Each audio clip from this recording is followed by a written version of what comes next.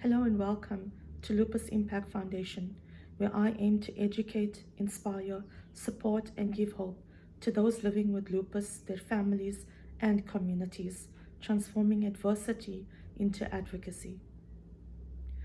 Today, I would like to offer our condolences to a very dear member of our lupus support group who passed away last month. We are offering our condolences to her family, her friends, the community that knew her and are missing her. We want to let you know that our thoughts and our prayers are with you at this time. Today's topic, we are going to talk about lupus and the spoon theory. Please note that the site content is provided for information purposes only, and I share my experiences with lupus as a registered nurse and an individual living with lupus. So this information must not substitute professional medical advice, treatment, or diagnosis. The spoon theory is a metaphor developed by Christine Mazzarandino, used to explain the limited energy reserves available to people living with chronic illnesses such as lupus. Christine Mazzarandino was at lunch with her friend when a friend posed the question to her, "How do you live with chronic illness?" And she picked up a bunch of spoons from the table and she used it as an analogy to explain to her friend in the simplest form how she maximizes her abilities in a day. It provides a relatable and straightforward way to convey the challenges faced by individuals living with chronic conditions to those who may not fully understand them. Here is a detailed explanation. Firstly, if you are watching this video for the first time and you're wondering what is lupus, lupus is an autoimmune disease where the immune system attacks healthy tissues, causing widespread inflammation and damage.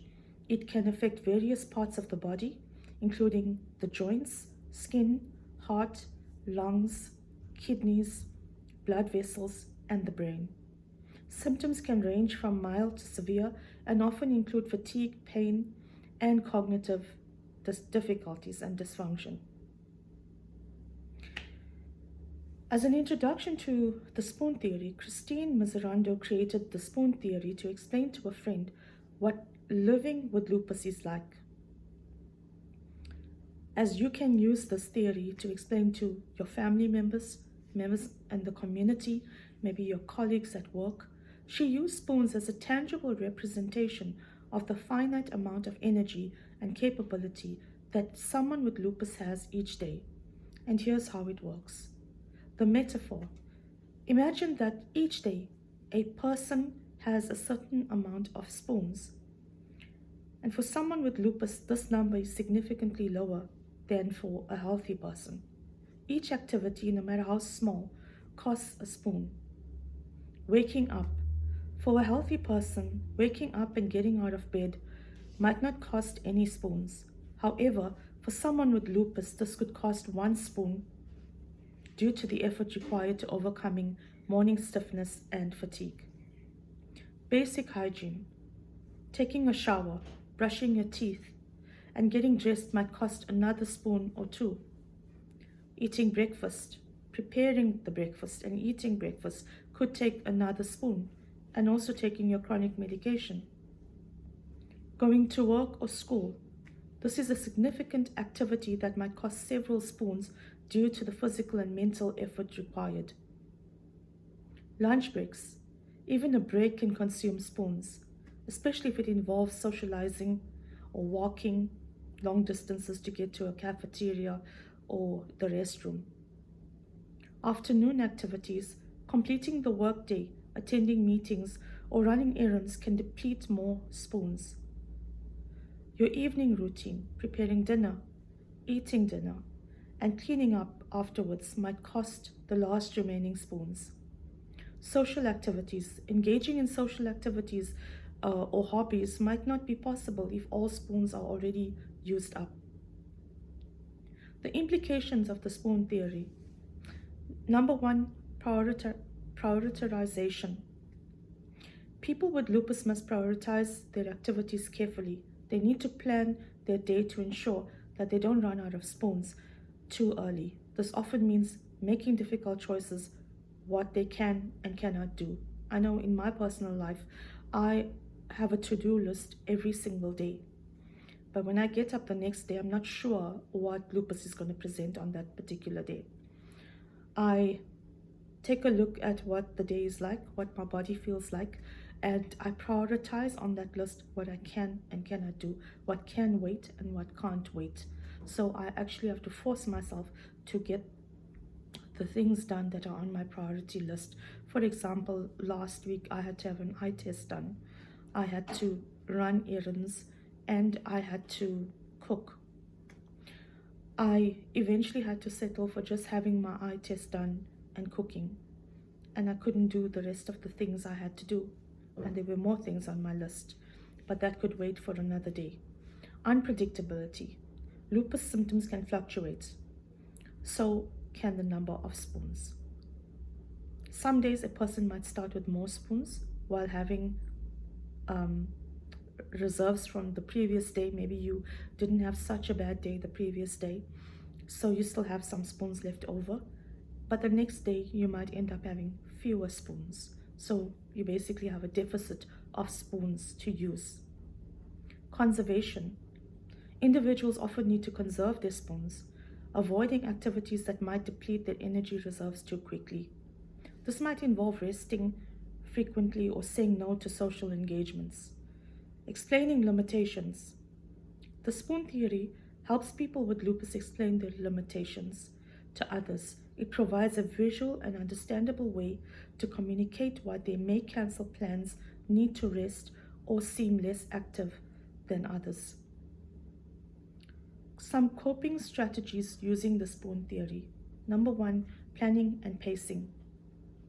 Breaking tasks into smaller, manageable steps and taking breaks between activities help manage energy levels. Number two, delegating tasks. Asking for help with chores or responsibilities can conserve spoons.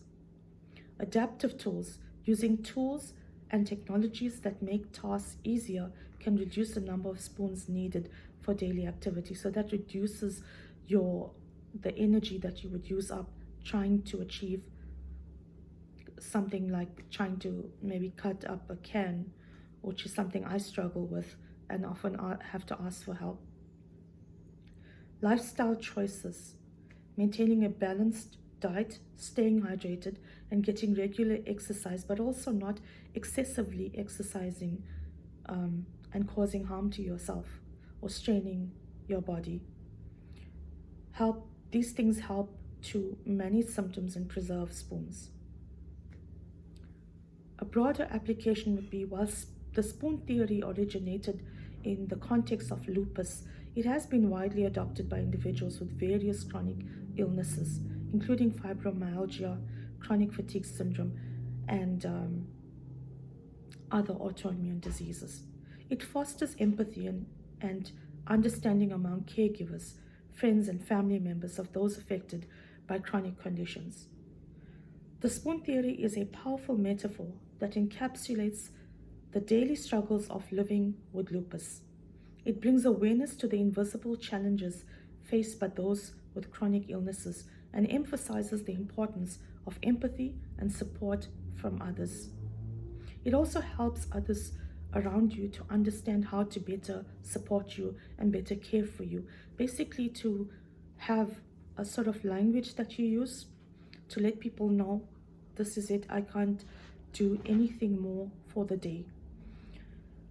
By the concept of limited spoons, we are able to understand the abilities of people living with chronic illnesses. Remember, we cannot see how much energy they have. We can't always see how sick they are, but we can empathize with them and believe them when they say that I've had enough for the day. To those that support lupus warriors, the message in the spoon theory is the importance of energy and compassion.